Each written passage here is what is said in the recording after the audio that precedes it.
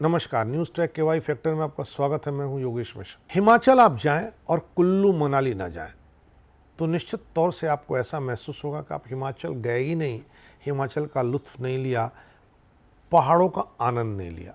लेकिन ये कुल्लू मनाली का इलाका राजनीति करने वालों के लिए बहुत सरदर्द बना हुआ है।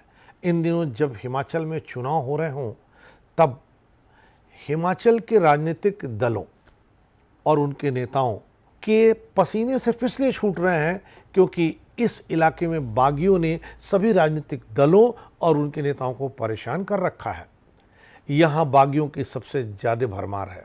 पर्यटन स्थल कुल्लू हिमाचल प्रदेश के पहाड़ी क्षेत्र की सबसे बड़ी घाटी है। इसमें 4 विधानसभा क्षेत्र हैं: मनाली, कुल्लू, बंजार और आनी। भाजपा को इस जिले की चारों सीटों पर बागियों की समस्या झेलनी पड़ रही है, जबकि कांग्रेस के पास आरक्षित सीट अन्नी में एक बागी उम्मीदवार है। राष्ट्रीय मार्गों का चौड़ीकरण एक ऐसी परियोजना है जिससे सभी निर्वाचन क्षेत्र के लोग चिंतित हैं। 2012 और 2017 के कांग्रेस के शासन के दौरान भूमि अधिग्रहण के लिए विस्थापित हुए परिवार तत्कालीन कांग्रेस सरकार उसके बाद के भाजपा शासन दोनों के खिलाफ है। सैकड़ों विस्थापित परिवार बेहतर मुआवजे की मांग कर रहे हैं और उनके आंदोलन को जन समर्थन भी मिल रहा है। स्थानीय लोगों की समस्या को दूर करने के लिए भाजपा ने एक समिति भी गठित की है, लेकिन इस पैनल का नेतृत्व करने वाले भाजपा नेता महेंद्र ठाकुर खुद मनाली से भाजपा के खिलाफ बागी उम्मीदवार के तौर पर उतर गए हैं। निवासियों का कहना है कि कई सड़क परियोजनाएं जो बहुत पहले शुरू की गई थी, उन्हें अभी तक दिन का उजाला नहीं दिख रहा है। कुल्लू को कांगड़ा से जोड़ने के लिए भूभो जोत सुरंग की घोषणा 2 दशक पहले हुई थी। इसके अलावा जालोरी जोत सुरंग कुल्लू को कांगड़ा से जोड़ने के लिए बननी है। इसे 2 दशक पहले ही प्रस्तावित किया गया था। दोनों प्रोजेक्ट शुरू ही नहीं हो पाए। इसी तरह भुंतूर कुल्लू में बिजली महादेव मंदिर तक के लिए लगभग 1 दशक पहले रोपवे प्रोजेक्ट घोषित किया गया था, जो अभी तक पूरा नहीं हुआ है। जून 2020 में इस परियोजना की लागत 150 करोड़ रुपए आंकी गई थी, लेकिन मई 2022 में जब इस परियोजना को अंतिम मंजूरी मिली तो इसकी लागत बढ़कर के 200 करोड़ रुपए पार कर गई थी। इस तरह के अधूरे और लंबित प्रोजेक्ट यहाँ के लोगों के लिए विवाद का विषय बने हुए हैं और ये राजनेताओं को इन दिनों परेशान कर रहे हैं। कुल्लू निर्वाचन क्षेत्र में मौजूदा विधायक सुंदर सिंह ठाकुर कांग्रेस से मैदान में है। भाजपा से नरोत्तम ठाकुर, आप से शेर सिंह सेरा नेगी, सीपीआईएम से होतम सिंह सोनखला और निर्दलीय राम सिंह ठाकुर मैदान में है। कांग्रेस के सुंदर ठाकुर 2012 में चुनाव हार गए थे, लेकिन 2017 में भाजपा की लहर के बाद भी उन्होंने भाजपा के वरिष्ठ नेता महेश्वर सिंह ठाकुर को हराया। इस बार भाजपा ने नरोत्तम ठाकुर को अपना उम्मीदवार बनाया है, जबकि शुरू में भाजपा का झुकाव महेश्वर की ओर था। उनके बेटे हितेश्वर सिंह ठाकुर ने बंजार निर्वाचन क्षेत्र से निर्दलीय उम्मीदवार के रूप में पर्चा दाखिल किया है।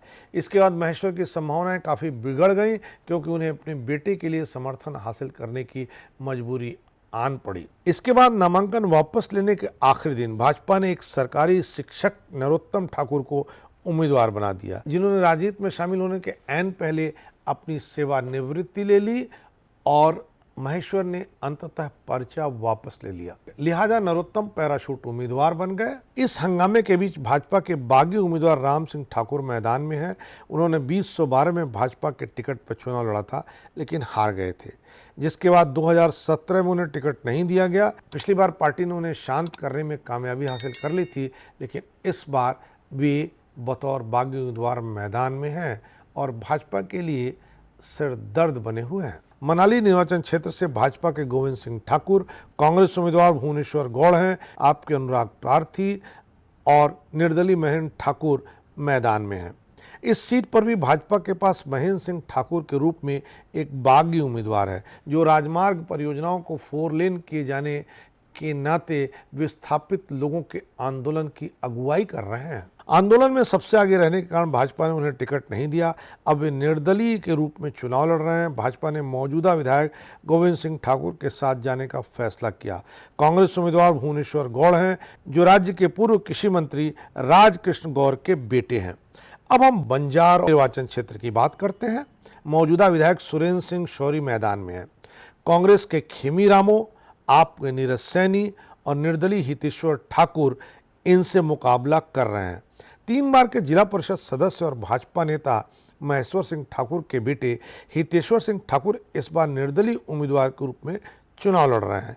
हितेश्वर की पत्नी विभा सिंह स्वतंत्र उम्मीदवार के तौर पर जिला पंचायत अध्यक्ष के पद पर चुनाव लड़ी और विजयी होने में कामयाब रहीं, क्योंकि वार्ड महिलाओं के लिए आरक्षित है। हालांकि भाजपा ने अपने मौजूदा विधायक पर भरोसा किया है, लेकिन कांग्रेस ने खीमीराम को टिकट दे दिया, जो 2003 और 2007 में भाजपा के विधायक थे। आरक्षित सीट अन्य सीट की बात करते हैं।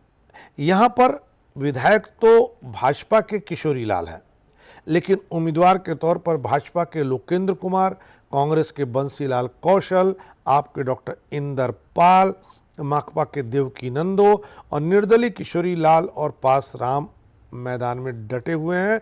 ये अपनी अपनी जीत के दावे कर रहे हैं। मौजूदा भाजपा विधायक किशोरी लाल अब बागी उम्मीदवार हैं। पारसराम 2017 में चुनाव लड़े थे और हार गए थे। हालांकि भाजपा ने लोकेंद्र कुमार को मैदान में उतारा है, लेकिन इलाकाई नेता इस उम्मीदवार के नाम के पक्ष में नहीं थे।